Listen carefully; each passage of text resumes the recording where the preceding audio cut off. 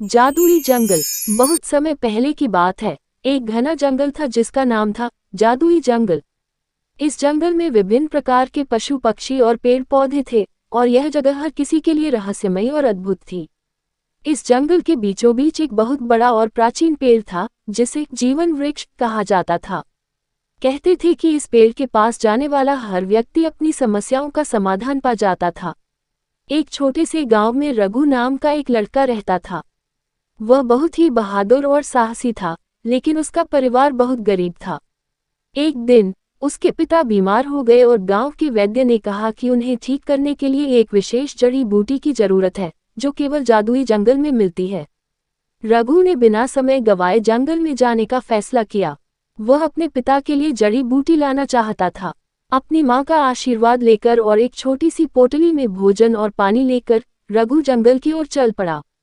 जंगल में प्रवेश करते ही रघु ने देखा कि वहां की हर चीज अलग और रहस्यमयी थी।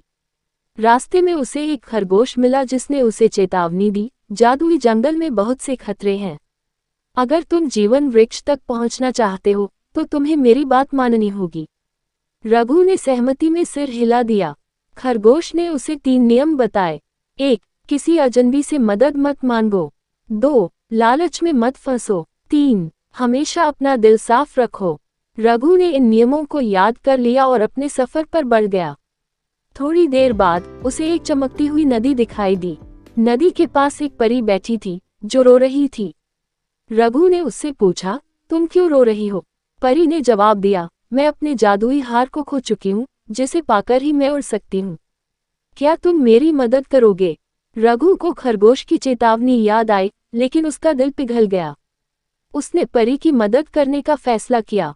काफी ढूंढने के बाद उसे हार मिला और उसने परी को लौटा दिया। परी ने कहा, तुम्हारी दयालुता के लिए मैं तुम्हें एक जादुई उपहार दूंगी। उसने रघु को एक जादुई पंख दिया और कहा, ये पंख तुम्हें हर मुश्किल से बचाएगा। रघु ने परी का धन्यवाद किया और अपनी यात्रा जारी रखी। जंगल में और आगे बढ़ते हुए उसने देखा कि रास्ते में एक बाघ फंसा हुआ है। बाघ ने उससे मदद मांगी। रघु ने बिना किसी डर के बाघ को बचाया। बाघ ने कहा, तुम्हारी साहसिकता के लिए मैं तुम्हें एक सलाह दूंगा। जीवन वृक्ष की जड़ में जो भी समस्या हो, उसे उसका उत्तर मिलेगा। आखिरकार रघु जीवन वृक्ष के पास पहुंचा। उसने पेड़ के नीचे बैठकर अपनी समस्या बताई और जड़ी बूटी की प्रार्थना की।